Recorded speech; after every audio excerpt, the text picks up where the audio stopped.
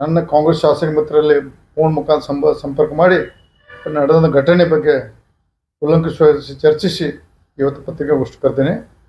ಯಾಕಂದರೆ ಅಲ್ಲಿ ನನ್ನ ಹೆಸರು ಪ್ರಸ್ತಾವ ಆಯಿತು. ಅಲ್ಲಿ ಕಾಂಗ್ರೆಸ್ ಪಕ್ಷದ ಸಭೆಯಲ್ಲಿ ನಾನು ಅವಾಗ 13-18 ನಾನು ಕಾಂಗ್ರೆಸ್ ಪಕ್ಷ ಶಾಸಕಿದ್ದಾಗ ಸನ್ಮಾನ್ಯ ಪರಮೇಶ್ವರು ಕಾಂಗ್ರೆಸ್ ಪಕ್ಷ ಅಧ್ಯಕ್ಷರಿದ್ದರು. ರಾಜ್ಯದ ಮುಖ್ಯಮಂತ್ರಿಯಾಗಿ ಸಿದ್ದರಾಮಯ್ಯ ಅವರಿದ್ದರು.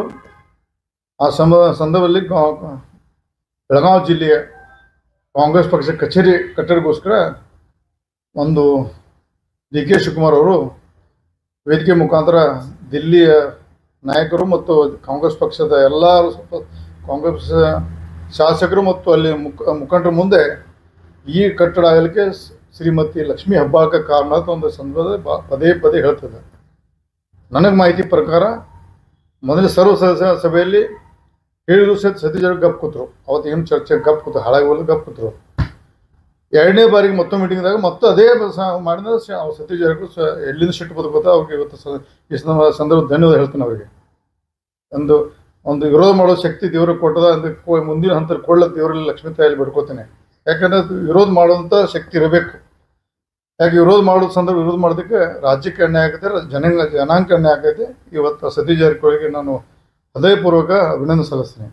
ಅಲ್ಲಿ ಆ ಸಂದರ್ಭದಲ್ಲಿ ಇಂಟರ್ವ್ಯೂ ಆಗಿ ಅಲ್ಲಿ ಮಾತಾಡೋದಕ್ಕೆ ಇವತ್ತು ಹೃತ್ಪೂರ್ವಕ ಅಭಿನಂದನೆ ಸಲ್ಲಿಸ್ತೀನಿ. ಆವಾಗ ವೇದಿಕೆ ಮೇಲೆ ಹೋಗಿ ಶಿವಕುಮಾರ್ ಕೈಯಲ್ಲಿದ್ದಂಥ ಮೈಕ್ ತೊಗೊಂಡು ಇಲ್ಲಿ 13-18 ನಡೆದಂಥ ಕಾಂಗ್ರೆಸ್ ಪಕ್ಷದ ಕಚೇರಿ ಯಾರ ಮುಖಾಂತರ ಹೆಂಗಾಯ್ತು ಸವಿಸ್ತರವಾಗಿ ಹೇಳಿದಿರತ್ತೆ. ಅದರಲ್ಲಿ ಮೇನ್ ಆವಾಗ ಶ್ರೀಮತಿ ಲಕ್ಷ್ಮೀ ಹೆಬ್ಬಾಳ್ಕರ್ ಅವರು ಕಾಂಗ್ರೆಸ್ ಪಕ್ಷದ ಜಿಲ್ಲಾಧ್ಯಕ್ಷರಿದ್ದರು. ಅವ್ರು ಒಂದು ನೈತಿಕ ಒಂದು ಅಧ್ಯಕ್ಷರಿದ್ದರು ಅಷ್ಟೇ.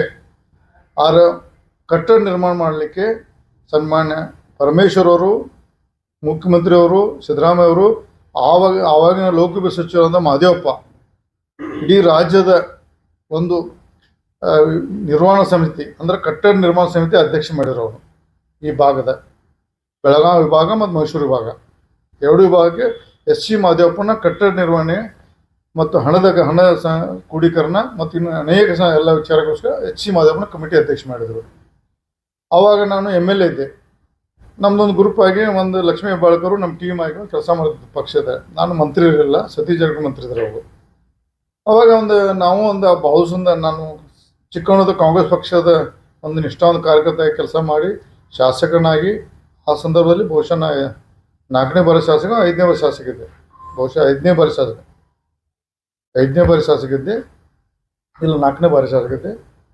ನಾನು ಒಂದು ಸ್ಪಿರಿಟ್ ಅವಾಗ ಕಾಂಗ್ರೆಸ್ ಪಕ್ಷದ ಗೌರವದಿಂದ ಅಭಿಮಾನದಿಂದ ಅದರಲ್ಲಿ ಸಕ್ರಿಯವಾಗಿ ಪಾಲ್ಗೊಂಡು ಎಲ್ಲ ನಾನು ಅಲ್ಲೇ ಈ ಜಾಗ ಬೆಳಗಾವದಲ್ಲಿ RTO ಸರ್ಕಲ್ ಜಾಗದಂಥ ಜಾಗ ಅಲ್ಲಿ ಶಂಕರಾನಂದ ಸಾಹೇಬರ ಹೆಸರಲ್ಲೇ ಇದ್ದಂಥ ಭಾಳಷ್ಟು ಕಾಂಪ್ಲಿಕೇಟ್ ಇತ್ತು. ಅದು ಶಂಕರಾನಂದ ಸಾಹೇಬ್ರ ಹೆಸರಲ್ಲೇ ಆ ಜಾಗ ಇತ್ತು. ಶಂಕರಾನಂದ ಸಾಹೇಬರಿಗೆ ಅವರ ಸುಪುತ್ರಗಳಿಗೆ ನಾವು ಕನ್ವಿನ್ಸ್ ಮಾಡಿ ಇದು ಖಾಲಿ ಬಿದ್ದಿದೆ, ಕಾಂಗ್ರೆಸ್ ಪಕ್ಷ ನೀವು ನಿಮ್ಮ ತಂದೆಯವರು ಶಂಕರಾನಂದ ಸಾಹೇಬರು ಅವ್ರು ತಿಳ್ಕೊಂಡಿದ್ರು. ನಿಮ್ಮ ತಂದೆಯವರು ಕಾಂಗ್ರೆಸ್ ಪಕ್ಷದ ಭಾಳ ದೊಡ್ಡ ಲೀಡರ್ ಆಗಿ ಕಾಂಗ್ರೆಸ್ ಪಕ್ಷ ಸೇವೆ ಮಾಡಿದ್ದಾರೆ. ನಾನು ಶಾಸಕ, ಒಬ್ಬ ದಲಿತ ಸಮಾಜ ಇಬ್ಬರು ಬರೋದ್ರಿಂದ ಒಂದು ಕಾಂಗ್ರೆಸ್ ಪಕ್ಷಕ್ಕೆ ಒಂದು ಕಟ್ಟಡಕ್ಕೆ ದಯವಿಟ್ಟು ಇದರಲ್ಲಿ ಕೋರ್ಟ್ ಗಿಟ್ಟು ಹೋಗ್ಬೇಡ್ರಿ, ದಯವಿಟ್ಟು ಬಿಟ್ಟು ಕೊಡೋದು ಕನ್ವಿನ್ಸ್ ಮಾಡಿ. ನಾನು ಶಂಕರಾನಂದವರು ಓಂ ಪ್ರಕಾಶ್ ಇದ್ರವಾಗ ಅವರು ಓಂ ಪ್ರಕಾಶ್ ಮತ್ತು ಇನ್ನೂ ಮತ್ತೊಬ್ಬ ಸುಪುತ್ರ ಮುಂಬೈ ಇರ್ತಾರೆ, ಅವ್ರಿಗಿಬ್ಬರು ಕನ್ವಿನ್ಸ್ ಮಾಡಿ ಆ ಜಾಗ ಬಿಟ್ಟು ಕೊಡಿಸಿ ಆಮೇಲೆ ಕ್ಯಾಬಿನೆಟ್ ತಂದು ಅದನ್ನು ಭಾಳ ಕಷ್ಟಪಟ್ಟು ಕ್ಯಾಬಿನೆಟ್ ತಂದು ಆವಾಗ ಕ್ಯಾಬಿನೆಟ್ ಮುಖಾಂತರ ಈ RTO ಸರ್ಕಲ್ ಇದ್ದಂಥ ಕಾಂಗ್ರೆಸ್ ಪಕ್ಷಕ್ಕೆ ಭವ್ಯವಾದ ಆಫೀಸ್ ಇದ್ದ ಜಾಗದಲ್ಲಿ ಆ ಜಾಗವನ್ನು ಸಂಕ್ಷೇಮ ಕೊಟ್ಟರು. ಆದರೆ ಆ್ಯಕ್ಚುಲಿ ಫ್ರೀಯಾಗಿ ಕೊಡ್ಬೋದಿತ್ತು. ಆದರೆ 52 ಲಕ್ಷ 54 ಲಕ್ಷ ಮಾಡಿ ಮುಂದೆ ಆಮೇಲೆ ಒಂದು ರಿಕ್ವೆಸ್ಟ್ ಮಾಡಿ ನಾವು ಭಾಳ ಅಮೌಂಟ್ ಜಾಸ್ತಿ ಕಡಿಮೆ ಮಾಡೋಕ್ಕೆ ಪ್ರಯತ್ನ ಮಾಡೋದು. ಆವಾಗ ಅಂದ್ರೆ ಈಗ ಆಗಿಬಿಟ್ಟದೆ ಮತ್ತು ಮಾಡಿ ಕಾಂಗ್ರೆಸ್ ಪಕ್ಷಕ್ಕೆ ಮತ್ತು ಸರಿ ಹೋಗೋದಿಲ್ಲ, ಹಾಗೆ ತುಂಬಿಡುವ ರಮೇಶ ಅಂತಂತ ಪರಮೇಶ್ವರು ಮತ್ತು ನಾನು ಕನ್ವಿನ್ಸ್ ಮಾಡಿದಾಗ ನಾವು ಒಂದೇ ಹಂತಲ್ಲಿ 54 ಲಕ್ಷ ಭಾಳ ಆಗ್ತದೆ. ಅದನ್ನು 2 ಪಾರ್ಟ್ ಮಾಡಿಕೊಟ್ರು, 27 ಲಕ್ಷ 2 ಪಾರ್ಟ್ ಮುಖಾಂತರ ಮತ್ತು ಆದೇಶ ಮಾಡಿ 2,000 ತುಂಬಿ ನಾವು ಒಂದು ಫಸ್ಟ್ ಕಂತು ತುಂಬಿ 20 ಲಕ್ಷ ತುಂಬಿದ ತಕ್ಷಣ ಬೆಳಗಾವಿ ಕಾರ್ಪೊರೇಷನ್ ಖರೀದಿ ಕೊಡಬೇಕು ಅಂತ ಆರ್ಡರ್ ಮಾಡಿದ್ರು. ನಾನೇ ಸ್ವತಃ ತಿರುಗಾಡಿ ಎಲ್ಲ ಆಫೀಸ್ ಮಾಡಿ ಮಾಡಿದೆ. 27 ಲಕ್ಷ ರೂಪಾಯಿ ನಾನು ತುಂಬಿದೆ, ಖರೀದಿ ಮಾಡಿಸಿದೆ. ನೀವು ಸ್ವಂತ 27 ಲಕ್ಷ ನಾನು ದಿಲ್ಲಿಯಲ್ಲಿದ್ದೆ, ಒಬ್ಬರ ಮುಖಾಂತರ ತುಂಬಿಸಿ ಆಮೇಲೆ ಅವ್ರು ನನಗೆ ಕೊಟ್ಟೆ.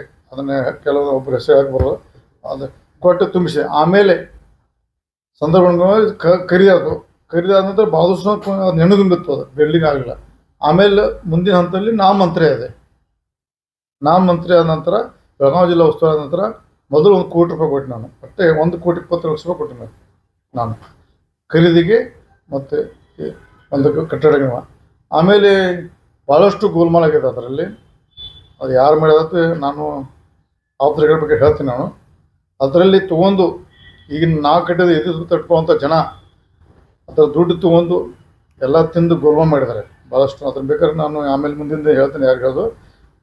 ಅದು ಒಂದು ಕಾಂಗ್ರೆಸ್ ಪಕ್ಷದ ಆಯಿತು. ಅದನ್ನು ಮಾಡಿದಂತೆ ಇವತ್ತು ಲಕ್ಷ್ಮೀ ಹೆಬ್ಬಾಳ್ಕರ್ ತಪ್ಪು. ಕಾಂಗ್ರೆಸ್ ಪಕ್ಷದ ಪ್ರತಿಯೊಬ್ಬ ನಾನು ಅದನ್ನೊಬ್ಬ ಅದರ ಎಲ್ಲ ಶಾಸಕರ ಅವಾಗ ಯಾರೇ ಶಾಸಕರು ಎಲ್ಲ ಶಾಸಕರು 20-25 ಲಕ್ಷ ಎಲ್ಲ ಕೊಟ್ಟು ಕಟ್ಟಿದ್ದಾರೆ. ಲಕ್ಷ್ಮೀ ಹೆಬ್ಬಾಳ್ಕರ್ ಎಷ್ಟು ಕೊಟ್ಟ ಗೊತ್ತಿಲ್ಲ, ಅವ್ರು ಏನು ಹೇಳ್ತಾರೆ ಗೊತ್ತಿಲ್ಲ. ಅದನ್ನು ಇವತ್ತು ಆ ಕಟ್ಟಡ ನಿರ್ಮಾಣ ಆಗಿದ್ದಕ್ಕೆ ಸುಳ್ಳು ಪ್ರಚಾರ ಮಾಡಿ ಡಿ ಕೆ ಶಿವಕುಮಾರ್ ಅವರು ರಾಜ್ಯ ಜನತೆಗೆ, ಕಾಂಗ್ರೆಸ್ ಪಕ್ಷಕ್ಕೆ ಮತ್ತು ರಾಜ್ಯ ಸುಳ್ಳು ಹೇಳ್ತಾರೆ. ಅದನ್ನು ನಾವು ಇವತ್ತು ಖಂಡನೆ ಮಾಡ್ತಾ ಅಂತ ಈ ಸಂದರ್ಭದಲ್ಲಿ ಇಚ್ಛೆಪಡ್ತೇನೆ.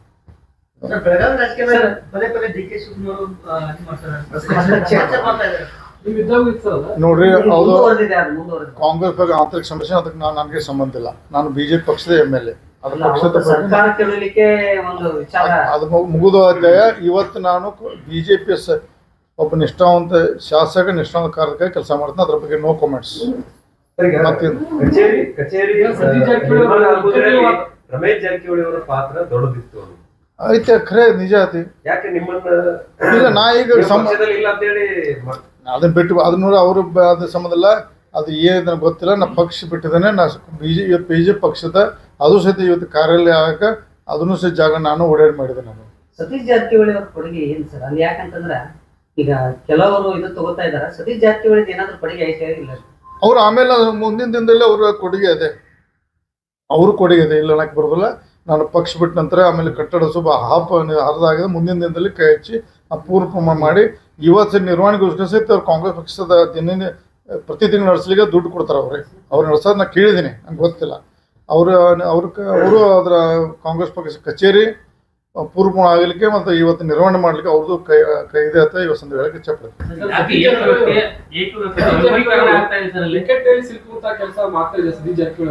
ಅಂದ್ರೆ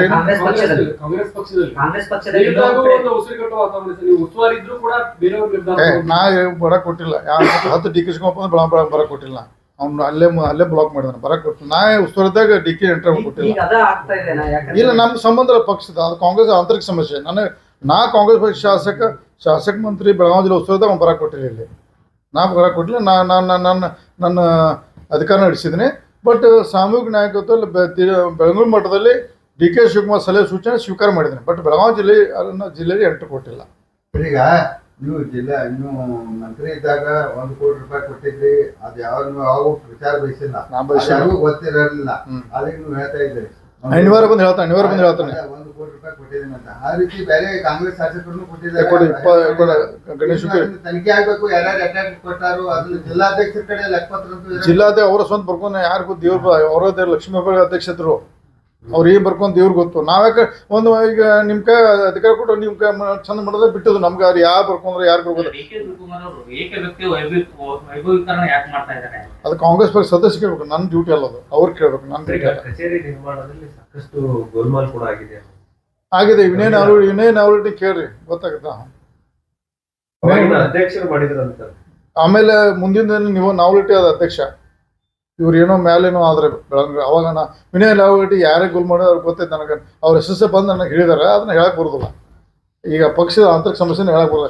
ವಿನಯ್ ನಾವಲಿಟಿ ಕೇಳಿ ಅವ್ರು ಎಷ್ಟು ಇಸ್ಕೊಂಡಾರೆ, ಖರ್ಚು ಹಾಕಿದ್ದು ಹೊಳ್ಳಿ ಎಷ್ಟು ಇಸ್ಕೊಂಡಾರೆ, ಯಾಕೆ ಗಾಡಿ ತೊಗೊಂಡಾರ ಅದ್ರ ರೊಕ್ಕಾಗಲಿ ಅಲ್ಲಿ ಅವ್ರು ವಿನಯ್ ನಾವಲಿಟಿ ಕೇಳ್ರಿ, ನಂಗೆ ಗೊತ್ತೈತೆ. ನನಗೆ ಹೇಳಿದಾರೆ ಹೆಸರುಗಳು, ನಾ ಹೇಳಂಗಿಲ್ಲ. ಕಾಂಗ್ರೆಸ್ ಕಚೇರಿ ನಿರ್ಮಾಣದ ರೊಕ್ಕದಲ್ಲೇ ಗಾಡಿ ತೊಗೊಂಡ್ರ ಚೈನಿ ಮಾಡಿದಾರೆ, ಅದನ್ನ ನಾವಲಿಟಿ ಕೇರ್ ಹೇಳ್ತಾರೆ ಅವ್ರು. ಮತ್ತೇನು ಮತ್ತೆ ಕಟ್ತಾವ, ನಾವು ಅದನ್ನು ಕಟ್ತೀವಿ. 30 ಗುಂಟೆ ಮಾಡಿದ್ರೆ 10 ಗುಂಟೆ ಮಾಡಿದಾರೆ. ಅದೊಂದು ತಪ್ಪು. ಅವರು ನಾ ಮಂತ್ರಿ ಇದ್ದಾಗ 30 ಗುಂಟೆ ಮಾಡಿಸಿದ್ದೆ. ಅದನ್ನು 30 ಗುಂಟೆ 10 ಗುಂಟೆ ಸೀಮಿತ ಮಾಡಿದ ಗೊತ್ತದೆ.